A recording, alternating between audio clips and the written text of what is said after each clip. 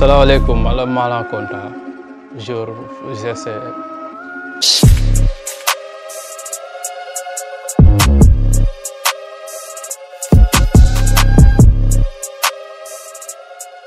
waaw Pikine moom fa laa defee sama catégorie yëpp waaw carré junior ak senior tuuti waaw def naa fa jaar bu extraordinaire quoi boo xam ne dootuma ko fàtte sama life parce que bu dul dara foofu laa commencé foofu laa xamee lu bari foofu laa miné terrain sax laay wax waaw Alassane Djigo foofu laa miné terrain de football bu baax a baax parce que foofu ay ndaanaan rek fa nekkoon aussi ay ndaanaan rek laa fa nekkaloon ay grand yoo xam ne ñoo waroon teg ci code di ma dimbali di ma conseiller tout le temps naan ma jàppal di ma conseiller waaw macha allah daal waaw Pikine daal moom franchement waaw fa laa commencé quoi fa laa débuté. waaw macha allah parce que damay sawar a wax ci gestion Guédiawaye quoi parce que ren dirigeants yi ak staff yi def nañ tous les moyens pour équipe bi nekk ci dans de bonnes conditions quoi. waaw franchement jooy ñu dara on était bien préparé match yi boo xoolee regroupement yi ça s'est bien passé lépp daal gars yi daal motivation bi amoon bi joueur bu bëgg ak bi joueur soxla ci football mu ngi fi woon quoi mu ngi fi di ñaan yàlla loolu yokku di au passage di remercier waale président bi Lat Diop moom mi nga xam ne def na lu bari quoi pour club bi dem ci kanam. waaw voilà moo tax résultat bi mu ngi nii quoi waaw rëcc wuñ ci dara aussi def nañ tous les moyens équipe bi ñëw na ci kaw waaw te métti woon na dès le début parce que premier bi rayoon nañu woon ay 12 points affaire yooyu teew lañ ko jëlee ñëw ba doon champion ci kawam kon loolu liggéey la quoi bu jaar yoon. Pape Niang laa tudd je suis coach Pape Niang entraîneur au GC. bon pour wax si maanaam moom du loo xam ne lu jafe lay doon. Malang fii laa ko xamee au GFC parce que je suis venu ici depuis l'année dernière mais c'est un joueur très disponible un très bon milieu de terrain je dirais même peut-être l'un des meilleurs relayeurs malheureusement par ay infortunés parce que des fois ay gaañoo yooyu sax moo ko xawoon di éloigner terrain yi mais pour vous dire que c'est un très bon joueur c'est un joueur sur qui le GFC a beaucoup compté depuis l'année dernière jusqu'à présent. maanaam peut-être bu ma doon wax faiblesse am dama naan joueur bu fragile la dafay des fois day gaaw a gaañ mais pour wax ay forum il a beaucoup de qualité d'abord c'est un très bon technicien techniquement il est très fort parce que pour nga récupérer balle moom si tànkam c'est très difficile. la deuxième des choses aussi dafa bokk ci xeetu milieu terrain yooyu nga xam ne dañuy projeter seen jeu vers l'avant c'est-à-dire que mooy ñooñu nga xam ne dañuy partir souvent si action offensive yi moo tax boo seetee daaw ak ren am nañ but yu bëri yuñ dugal wala ay penalty yoo xam ne am nañ ko ci moom lay jaaree parce que moom day participer sur le plan offensif te bu perte balle bi aussi il est très généreux ci effort day marqué donc moom c'est un milieu terrain de type moderne donc day marqué day projeter vers l'avant day jouer te techniquement il est très bon il perd pas beaucoup le ballon quoi ça c'est déjà qualité la ci milieu terrain boo dul perte balle rek déjà benn qualité gi noonu donc il est très bon mais effectivement xam nga joueur bu nekkee ci benn cursus du football li nit ñi xamul mooy chaque année que muy jouer progression soit day nekk progression ascendante day yéeg wala mu tag fenn mais maanaam dafa progresser depuis daaw on a joué beaucoup de matchs il était un titulaire indiscutable ren sax peut-être ak blessure yi mais joueur la boo xam ne war na mën a jóge ci niveau bi dem jouer ci beneen niveau donc Sénégal pratiquement li may wax rek niveau yi amuñu trop de différence mais moom il peut jouer dans n'importe quelle équipe fii aussi au Sénégal ak gën a góorgóorlu rek gën a entraîner parce que joueur moom lu la waaye wax lu dul del entraîner mu ngi lay nax donc li ma koy wax mooy mu gën a góorgóorlu gën a entraîner gën a gëm boppam aussi quoi parce que joueur yaay gëm sa bopp xam ne man mun naa dem ma demal sama bopp donc ça moom c'est un conseil que je lui donne en tant qu'entraîneur le reste ci moom la dépendre mooy mu gën a góorgóorlu rek quoi.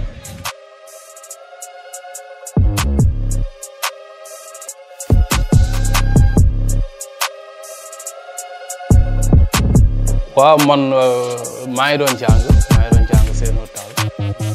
voilà doon jàngee après ma doon dem école de football de temps en temps mercredi soir ak samedi matin lañ daan entraîner école de football moment yu amulee cours école léegi ma dem par la suite ci la arrêté jàng commencé compétir waaw jaar naa école de football jaar naa Jean Mendez bu fa sama benn papa yoroon Papa Moussa sama xaritu papa la moom moo jàngal football nag quoi waaw moment yooyu maa ngi doon jàng di football en même temps maa ngi doon jàng di football di dem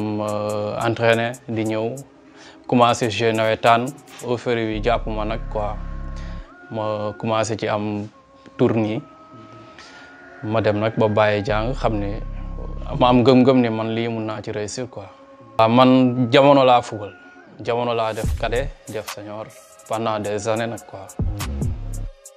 waaw parce que dama am entourage boo xam ne samay père yoo fi ne d'ailleurs sax ba may football yi AS Pikine sama papa nangul woon sama yaay nangul woon waaw ñoom jàng bi lañ ko doon favoriser quoi waaw par la suite may dem ak sama talent may gagné ay trophées ñoom ñu koy gis ñu may dégg ci télé yi di ma dégg ci rajo yi affaire yooyu par la suite si lañ ma bàyyi ma jouer quoi. Pikine nag sama catégorie yëpp fa laa ko defee cadet laa commencé dem junior après j'ai fa benn année senior affaire yooyu. waaw gagné naa fa nekk naa fa champion national champion régional aussi junior ma yegg senior doon champion coupe de la Ligue ak AS Pikine senior quoi. moment yooyu surclassé laa woon junior surclassé laa woon. waaw GC maa ngi fay dem ak sama benn grand bu ma doon dimbali Bamba Diaw benn ancien góol la bu nekk fii nii quoi. waaw moom moo ma yóbbu Guédiawaye essai ma dem fa ay test ma dem après ñu avoué ñu jël ma noonu laa nekkee foofu ba nii tey quoi maa ngi Guédiawaye waaw sama rêve ci football bi mooy réussir quoi nekk professionnel en Europe. waaw comme ni ma koy gisee ci internationaux yi du moins ay Sadio Mané Gana Gueye affaire yooyu ñooñu suñuy référence lañ quoi waaw man après entraînement man sama gars yi laay toogal fii nii ma toog nii fii laay ëpp lu may nekk waaw fii nii ma toog nii mag sama gars yi ñooy nekk naan caan waaw di waxtaan ma sekk ak tamit ay gars yi doy waar yu ay borom baax. waaw ay borom baax ku ci mel ni Alaaji Gueye moom sama grand la daf may conseiller ci lu bari di ma jàppale ay ñoom Boco ñooy toogandoo di naanandoo caan ay Joueur lañ tamit quoi ak ku ci mel ni Xaadim nga xam ne Xaadim gisee maa moom ñooy toog lu bari ñooy waxtaan lu bari quoi waaw moom presque fii laa yendu quoi ci gaaleem waaw football am na secret quoi parce que am na fu Joueur yi rawante waaw man sama secret mooy entraîner damay entraîner ci club bi bu ma paree dem renforcer waat waaw dama ñaari séance lay def par jour waaw 2 séances par jour lay def te xam naa ne loolu man moo may dara man bu ma toogee entraîner wu ma sax damay xat waaw du ma sentir sama bopp du ma nekk à l'aise parfois dañ naan ma noppalul mais man maa mënul loolu quoi waaw parce que tamit bëgg naa ñu ku ma seetaan muy jouer muy gis benn gaynde ci biir terrain bi quoi waaw si loolu amoon naa ko samay parents bëgguñu woon ma football quoi parce que ñu ngi doon def ay efforts yi doy waar si sama étude ñu ngi ma doon taxaw di ma jàppale manqué wu ma woon dara ba may jàng waaw école privée laa doon jàngee ñu may fayal chaque mois sama turandoo aussi joué na ci part bu rëy moom musul nangu ma football quoi waaw mais par la suite ba ma demee jouer après mooy am ay trophée di gagner ay coupe di indi ay médailles ñoom ñu dem nag ba xam ni carrément kii ku ko jàppale mu dem ci lii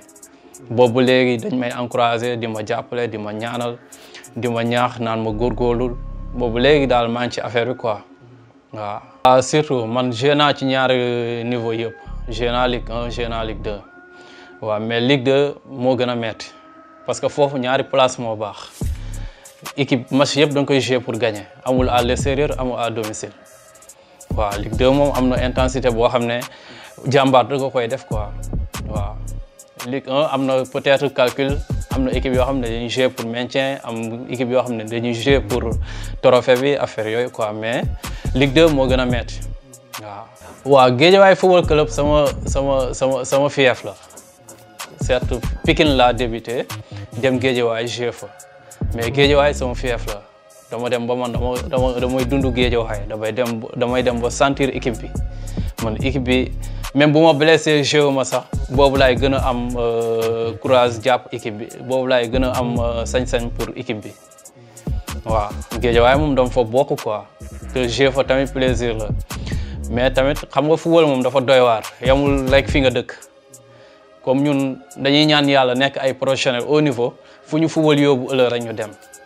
waaw mais Guédiawaye moom franchement am na ay dirigeants yoo xam ne dañoo compétent am staff technique bu baax am gestion aussi boo xam ne carrément dañuy teg ci ay joueurs yi dañ leen teg ci ay conditions yi bien waaw franchement moom foofu waaw rëccuma lu mu fa nekk yëpp quoi waaw booy yooyu man dama leen encourager parce que dañoo dugg ci métier bu doy waar bu laaj sacrifice foog ñu góorgóorlu ba pare nekkul da ngay compétir rek yow yaay nekk professionnel wala yow doo nekk professionnel waaw parce que affaire bi kenn xamul fu muy jógee mais li am solo mooy gëm-gëm waaw gëm-gëm moo am solo parce que sa gëm-gëm moo la mën a yóbbu fu sori ba pare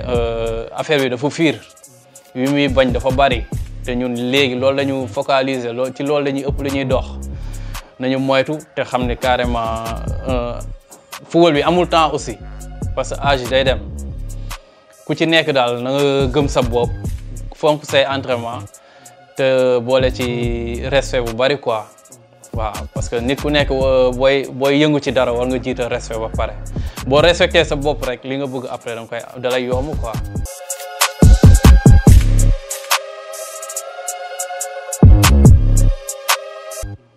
waaw yee papa sama gain la franchement moom ku nangoo liggéey la loolu xamoon naa ko ci moom waaw moom bokk nañu junior AS Pikine géondoo nañ muy bureau bu baax macha allah amul benn problème oyof tànk aussi waaw disponible dama daan ba ma tuxoo Zac Mbao dama daan jógee Zac Mbao dem Galem mu téye ma ñu yendu après ñu dem entraînement après ñu nekkaat ci yeneen bagage mais moom franchement ku bien la quoi ku baax la man ak moom waaw fu ñu fekk dañuy kaf fooree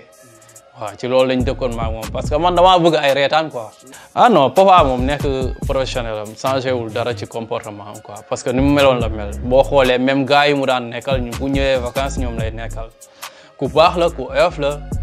te en plus ku gëm liggéey la tamit parce que fi mu egsi nii tey liggéey moo ko may affaire bi amul beneen secret bu dul liggéey jàmbaar la aussi quoi ba pare man mii daf ma daan déglu. te bokk naa ci ñu ci gën a ndaw ci ñu muy waxal waaw dafa ma daan déglu mu am respect ñeme liggéey tamit waaw réyul woon quoi waaw Pikine ba mu fa jaaree El Hadj Adama Mbaye waaw kooku grand bu exemplaire la kooku ku baax la kooku sama premier match senior moom moo jox numéro 10 boobu je me rappelle bien ñu ngi joué Jaraaf moo jox numéro 10 ne ma rakk ma ne ko waaw Ada grand bi mu ne ma teel numéro bi moo ko xalaatuma ko amuma sañ-sañ boobu jël sa numéro naan maa ngi koy gérer mu ne ma rak man maa la jox numéro bi teel muy affaire bu ma marqué quoi franchement depuis lors daf may conseiller di ma jàppale di ma ñuy waxtaan mu may conseiller ci lu bari ci football bi booy grand bu ma marqué la nag ci football Sénégal quoi waaw grand bu ma marqué la barki Seydina Mohamed Ada moom waaw nice quoi zéro faute grand boobu li ma nekk Pikine yëpp moo may teg ci côte moo may dimbali ci yu bari di ma waxtaanal waaw amoon naa fa tamit copain boo xam ne ñoo géewandoo Souleymane Cissé waaw moom ñoo defandoo catégorie yëpp moom aussi ba nii may waxee yow ñu ngi déggante ñu ngi demante ñu ngi ñëw waaw Galem et tout xam naa fa lépp quoi waaw man sama idole ci football soriwul sama koñ laa ko gisee mu bëgg ko mu neex ma ba tey jii nii numéro am laa jël muy Chérif Cissé sama grand la sama xarit la sama conseiller la waaw moom franchement def na lu bari ci man quoi ci football parce que dama ko doon seetaan muy football ñu dem ba bokk terrain di football muy grand bu simple aussi yàlla may ko talent bu doy waar waaw ma bëggoon ko torop tamit parce que tamit li mu doon def dafa ma neexoon torop waaw qualité de jeu am qualité de passe am waaw muy grand bu ma marqué quoi ci football Sénégal ci football bi waaw moom moo tax a bëgg numéro 8 moo daan téye ay moment di ma yóbbu plage di ma entraîner loo naa ma nii ngay def nii ngay taxawee bu ma amee yenn soucis à la maison sax moom naan ma defal nii benn grand la daal macha allah amoo fayam quoi au passage dama koy nuyuwaale ci affaire bi quoi maa ngi koy sant bu baax di ko gërëm. waaw football Pikine ni ma ko gisee franchement mu ngi avancé quoi mu ngi teg tànk waaw parce que ku ne Pikine xam public ku ne Pikine gis ay supporters am ku ne Pikine aussi gis ay joueurs yi am talent ba année bii rek maa ngi dégg Pikine jaay na tel jour muy affaire boo xam ne tamit gars yi fu Sénégal bi ci niveau boobu la toll quoi foog club yi tamit di wut ay agent di jéem a génnee joueurs yi parce que loolu day doxal footballu réew mi day doxal tamit club bi te Pikine nag ñu ngi góorgóorlu ci aspect boobu bu baax a baax a baax waaw de passage maa ngi nuyuwaale dirigeant yi parce que maa ngi ñoom xamante nañ bu baax maa ngi déggante ak ñoom aussi di leen jaajëfal bu baax quoi ci job bu ñuy def waaw man bon ni ma gisee football Guédiawaye ci niveau bu mu jógee ak fi mu nekk nii am na changement bu doy waar parce que am na dirigeant yi fu ñu jëlee équipe bi ak fu ñu ko indi parce que football Sénégal dafa laaj motivation te ren ñun ku ñu seetaan woon suñuy match da ngay xam ni ñii am nañ motivation parce que tous les moyens sont réunis pour un footballeur def résultat bu baax ci biir terrain waaw parce que am nañu dès le début métti woon na ñu ngi doon jóg di daanu mais ba président Lat Diop ñëwee waaw ma koy nuyuwaale au passage moom indi na changement bu rëy ci équipe bi quoi franchement pour dire vrai indi na liggéey bu doy waar ci équipe bi motiver na joueurs yi motiver dirigeants yi motiver ñëpp quoi loolu nag